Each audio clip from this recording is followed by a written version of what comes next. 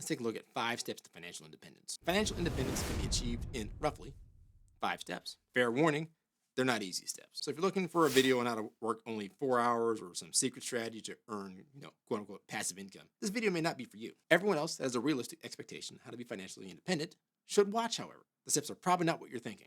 So first things first, let's talk about financial independence. What does that mean?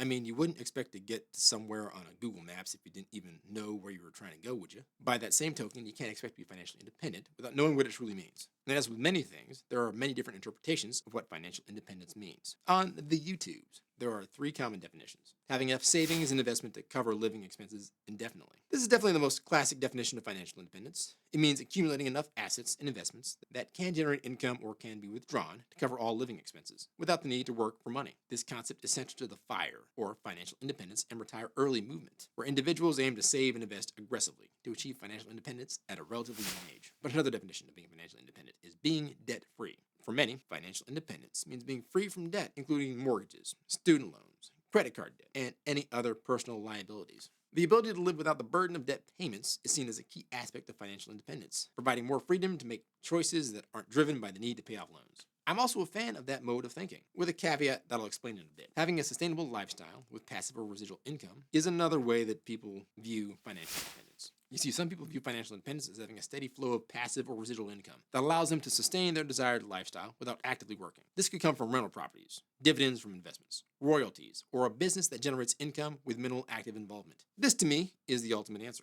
except the not actively working part, because cash is king, and cash flow is the castle. While the other 2 definitions have their merits and are worthy goals in and of themselves, ultimately, if you're focusing on having a sustainable lifestyle with residual income, you're going to have the other 2 achieved as well. To achieve the third, you'll likely need savings and investment, and being debt-free is key to maximizing your savings and investments. Both will allow you to ultimately possess assets, including businesses, that can pay you continuously while they gain in value in quite a few cases. But how do you get there? Well, like I said, there are 5 steps that neatly build on each other. First, knowing what you're trying to do. A bunch of variables need to be known in advance to pull this off. What skills do you have? What skills do you have that you can trade for cold hard cash? If the answer is none, you'll need to get some. And nowadays, the way to get them isn't as hard as it used to be. Previously, you needed a 4-year degree in a topic that simultaneously was in demand and was relatively hard to do. Things like accounting, software engineering, being a lawyer, being a doctor, etc. That is still mostly the case today, but getting the skills to do that really doesn't require a 4-year degree anymore. Many companies now hire individuals without a 4-year degree and with only experience. And let's not forget about the trades. Many of them, such as plumbers, welders. Well, they make more than holders of 4-year degrees, and they have much less in student debt. Plus, their path to turning those into businesses that can then grow is much easier. But the key point is you need to start getting the cash flow going. Next up, saving and investing aggressively. The real truth that is glossed over quite a bit is that hitting your goal is going to require discipline and sacrifice on your part. That means living below your means, so you have room to save and invest. I keep harping on this channel on why I think buying a house to live in is not the best investment.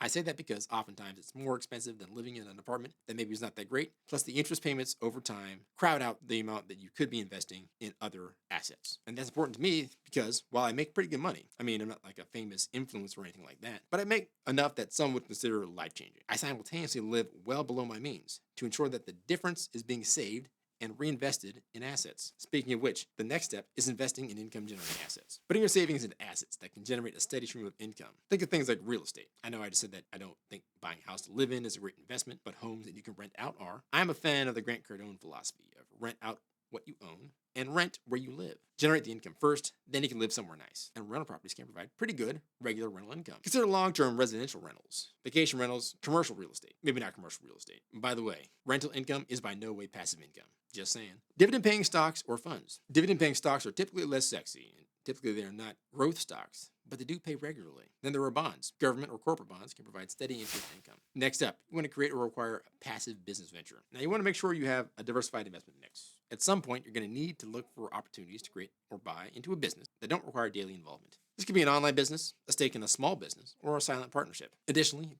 you want to explore digital products or services that require upfront work but can generate ongoing sales, like ebooks, online courses, or software. I know several people that own their own courses that generate for them hundreds of thousands of dollars in revenue a month. You then want to reinvest and diversify your income streams. Reinvesting the income generated from your assets to grow your investment base and increase your passive income over time is crucial to growing wealthy over time. And a key to this is make sure you diversify to mitigate risks on relying on a single income source. That's why you want to spread your investments across different asset classes and industries. I wasn't kidding when I said that being financially independent wasn't easy. I spoke a little bit earlier on why owning a home may slow that process down a little bit. I have more to say on that in the video I did, so check it out. I'm Derek West. This is Finance Squared. Like, subscribe, and turn on post notifications. And remember that a goal without a plan is a wish. A goal with a plan and no action is a wish list. I'll catch you in the next video. Peace.